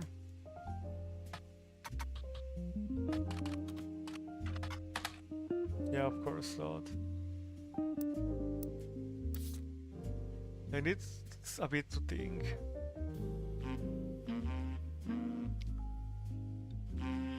Oh, maybe if I search Lang Shinju.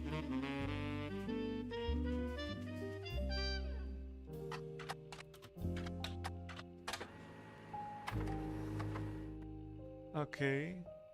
Currently running the Lang Thai Textile Company. On a website by for women, the article entitled Empowered is about the recent rise of women entrepreneurs in China. Due to her lack of brothers, she has a younger sister. Lang Shinju took over the CEO of her family's company in 1982. After her early uncle was deemed unfit to run the company due to mental deterioration. A extremely controversial move among the company's employees, and some of them quit and brought a letter stating that she must have coerced him into a vulnerable state. Her nephew, who is currently her second command, is expected to take over when she retires. In the meantime, the board's stance has been a twist on a popular proverb. Someone that has proven they can do something well can do it 100 times well. An unproven leader could do us all. Shinju was an early adopter of IVF and helped in vitro fertilization, I think that's what it means. Her sister had a child.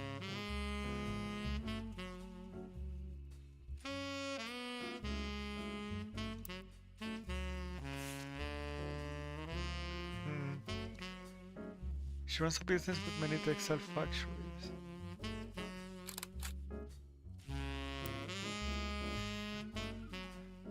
Okay, so she's 45 right now. It's 1999, so around the 50s.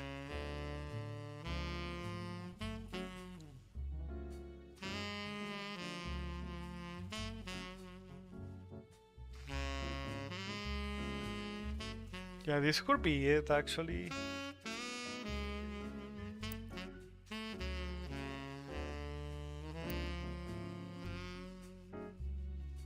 Okay, yeah, around that time, it seems.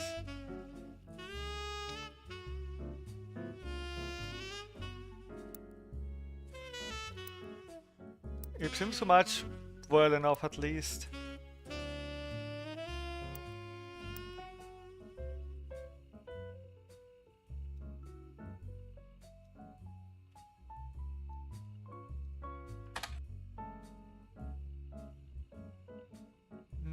I also from very different fortes. Okay, yeah, we already know that.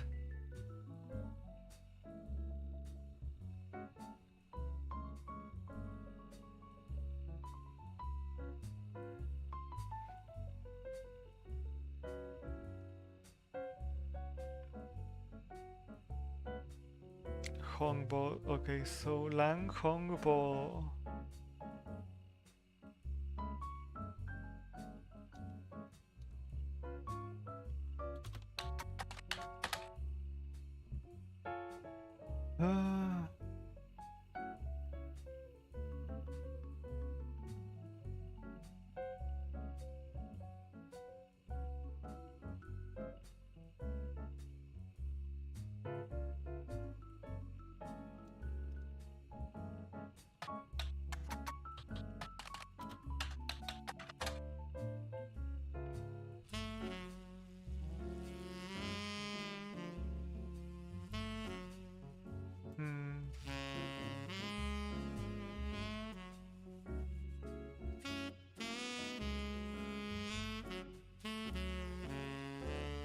Yeah, Lang Xingyu, okay.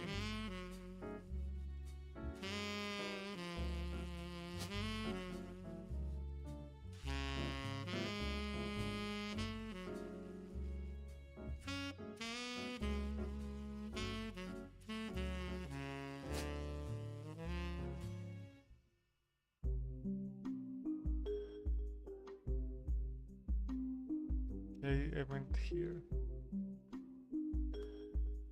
And the oldest would be Lang Xingyu.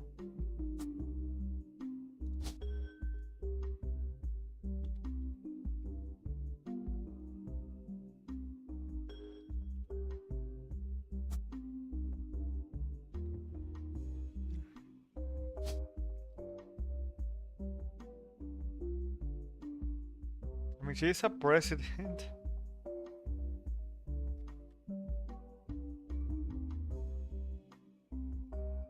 Public speaker, though.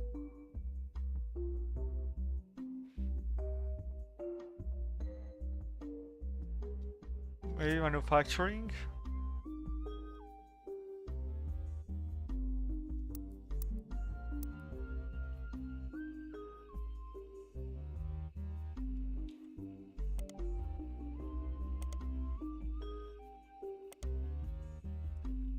Search results and Lang Tai. Was in Business Watch in 1982. She missed out on Watchman of the Year, but they have a pretty sizable article that mentions some of her history. When she had her and had trouble conceiving the second time until 3 years later.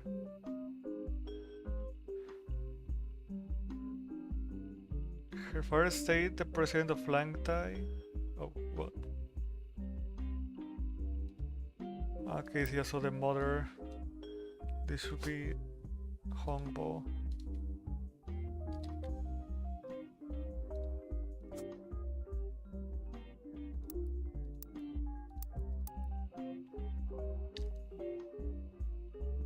He went training in hopes that one of them would have a son who could take over. One helping in China, the other in the USA. Never given any official titles. Due to societal dynamics, the business passed to his male sibling, a younger brother. Many in the know knew that this could be a problem. Was our businessman was not much younger than his brother. She used insurance document as her uncle's consultant. Dementia and Shinju, who had already been running behind the scenes, performed somewhat of a power play.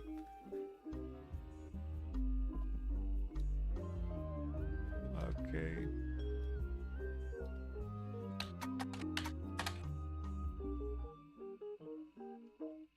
In the last 20 years, Chinese companies. Very unusual because it does involve Lang Tai birds. The articles details a new medical industry. In vitro fertilization was brand new. IVF birth. It seemed the industry began to grow, and it featured a article about different companies all over the world and the cost that they could charge the services was in Business Watch. High-profile customers willing to pay a premium.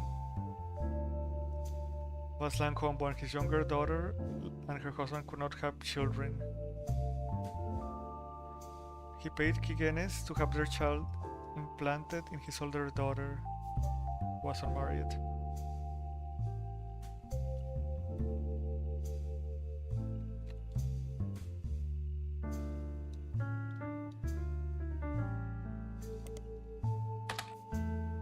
E-Jeans was a medical company with operations in both USA and China. Their services were in some cases falsified. Proof that a few of their customers paid for a very different service, an alibi.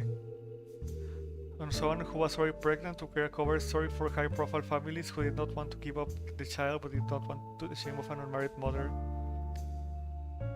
They had hoped to do this at least 6 times. Ronnie provided proof of one case. Have reportedly fled to Lebanon where there is no extradition to either China or the USA.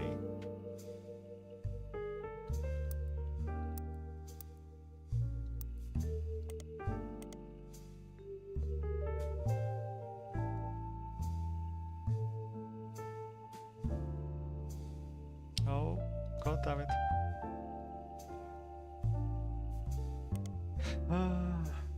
The article as well saw a huge controversy. The United States. The article mentions that whistleblowers claim Kigenes will sometimes never perform. Yeah. Presented the Department of Health has real evidence. But Business Watch speculated after copies of the proof were leaked to various media sources.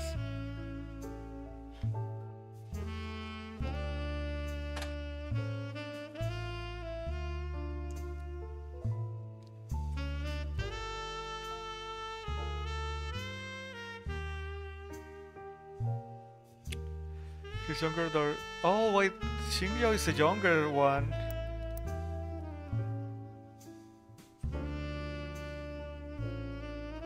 Wait, did I read that right?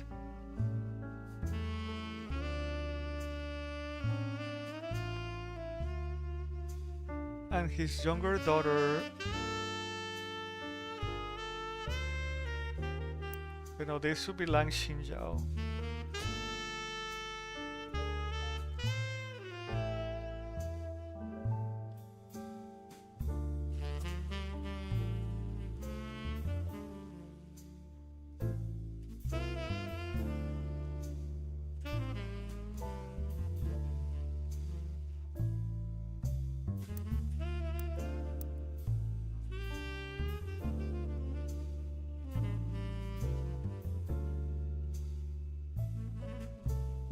Okay, this is an X keyboard.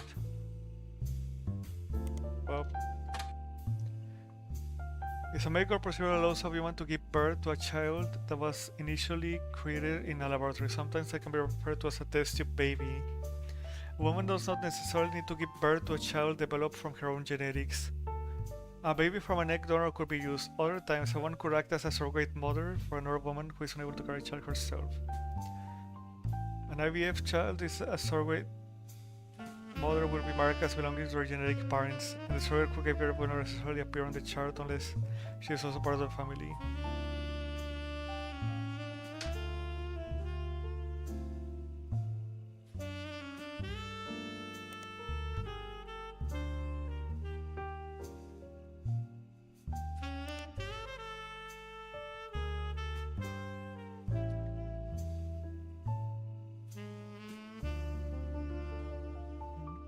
First two children in her 30s.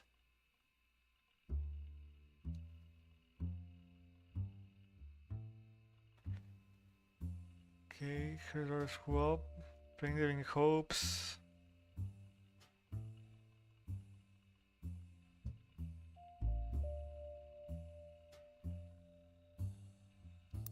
Okay, maybe if I search in the normal. No.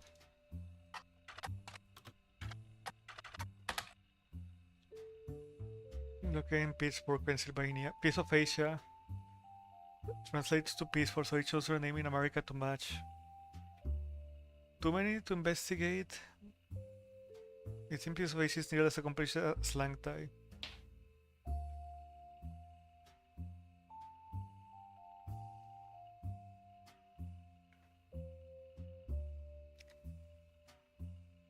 Han Junwei and Linda is Lang Xinjiao.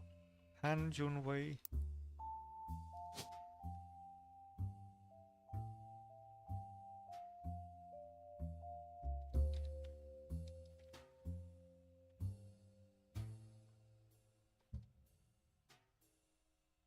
Did I write it wrong? Han? Oh.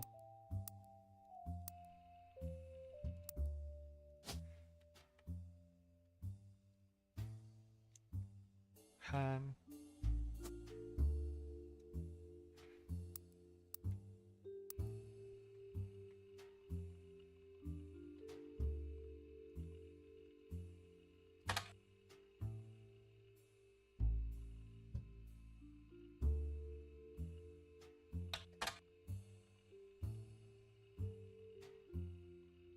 Oh damn it, give me a second.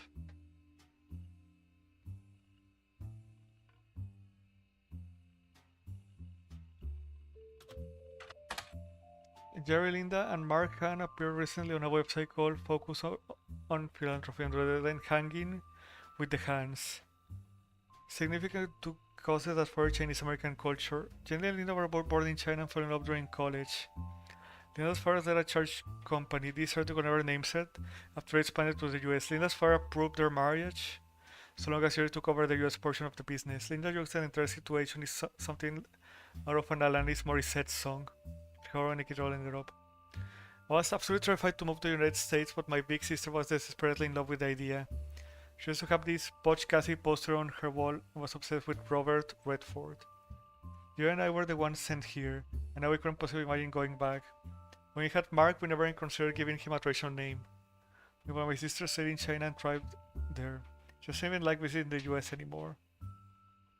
Mark went to travel abroad as soon as he was old enough. He's essentially business school and China now, working with my sister, our niece, who grew up with was the opposite.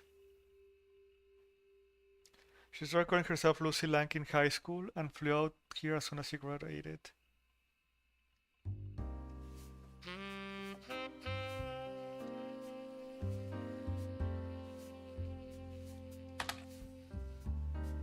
But not uncommon you come across.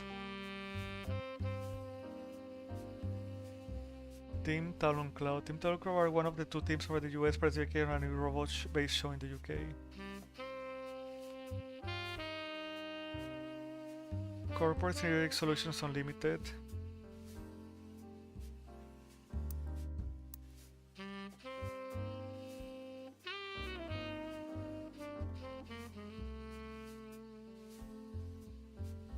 I don't know if this is it actually. Did they divorce?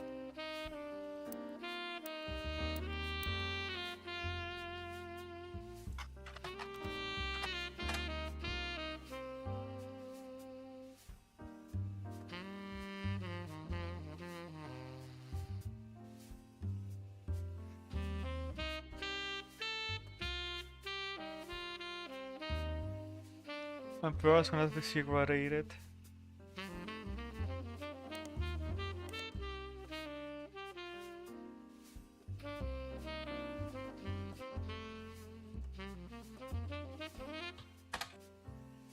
In Midwestern University, the robot, also named Talonclaw, has been selected for appearance. Small mentions of the robot fighting leagues have existed for a few years, but there have been recent moves to televise.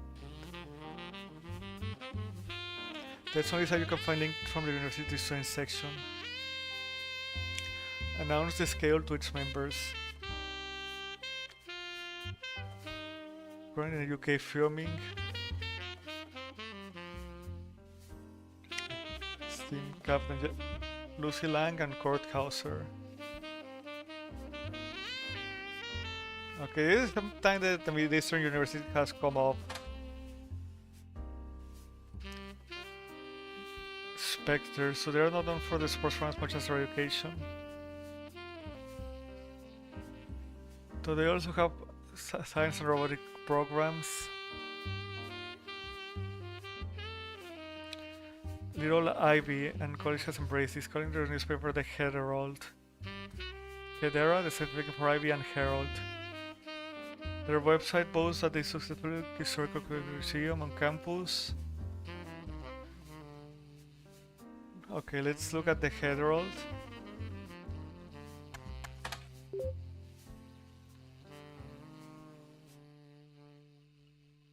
Okay, that should help a bit.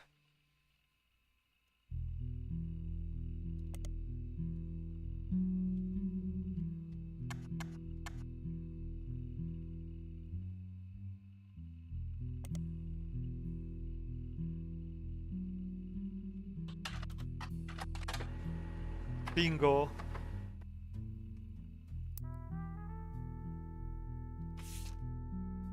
Could be. Langmin. Wait a second. God damn it, this is not who I was looking for. I need to read the article.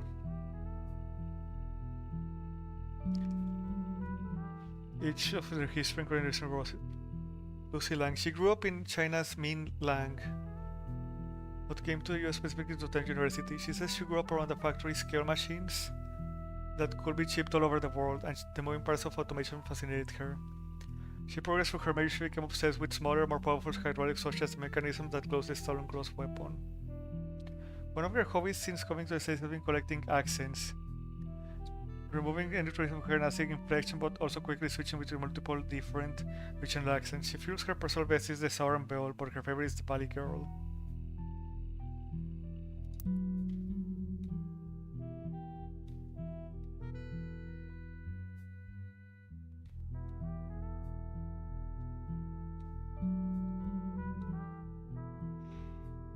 Yeah, I think she would be older.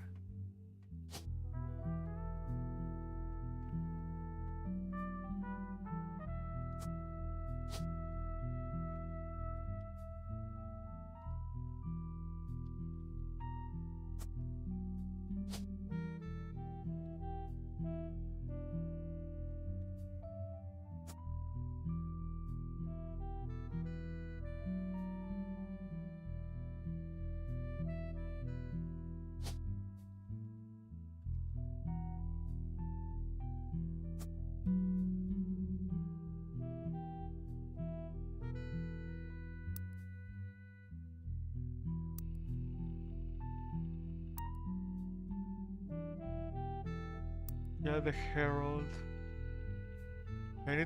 I just wanna search something right now, give me a second.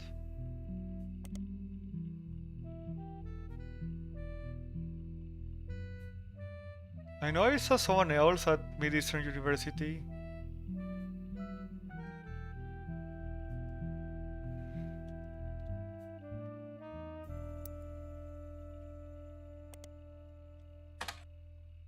Never mind.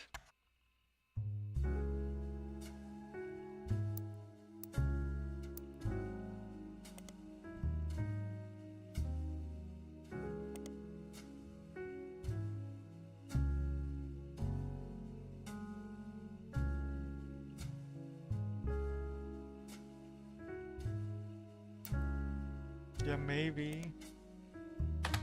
God damn it.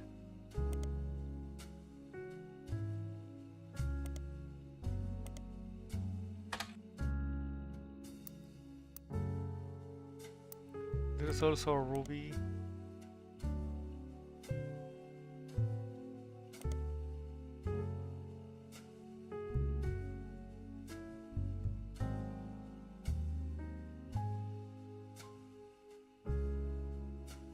Yeah, I'm just thinking. Okay, yeah, okay. There she is. And I keep opening the wrong one. Minister's Legal College, a valedictorian speech was somewhat controversial at the time, as it was quite serious. Wealth and inequality. They didn't go over with the predominantly middle to upper class audience in attendance. Ruby, unsatisfied by simply earning her place at Eastern with a full scholarship, went on to captivate the audience of her peers for a perfect GPA. The ideal occasion for celebration of an undoubtedly incredible individual. However, by the end of the speech, there were many in the audience that wished that neither of those events had transpired. It was a passionate attempt to use her soapbox to proselytize her fellow students and their parents into the religion of poverty. They remained unconverted. Okay, I guess that was also not good.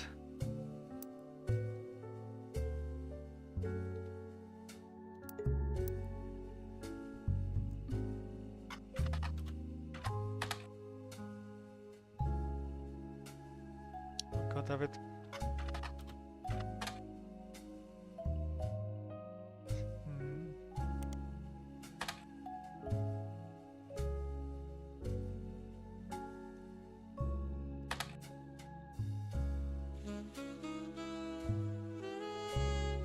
Is there any picture?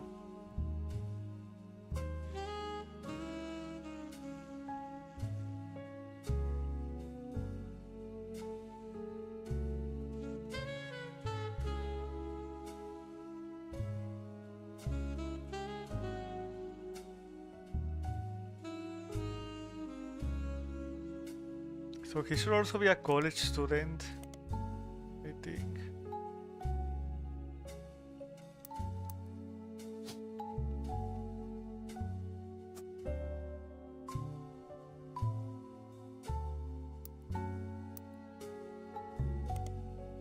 No.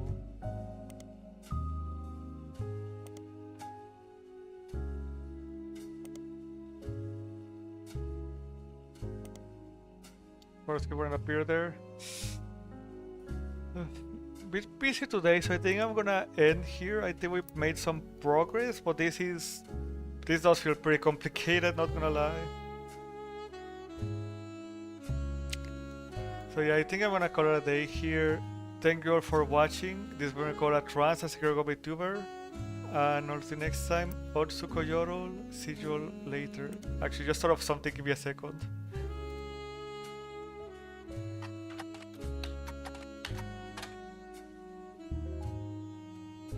Okay, now I thought there'd be some images here. Alright, now for real, see you later. Have a good day.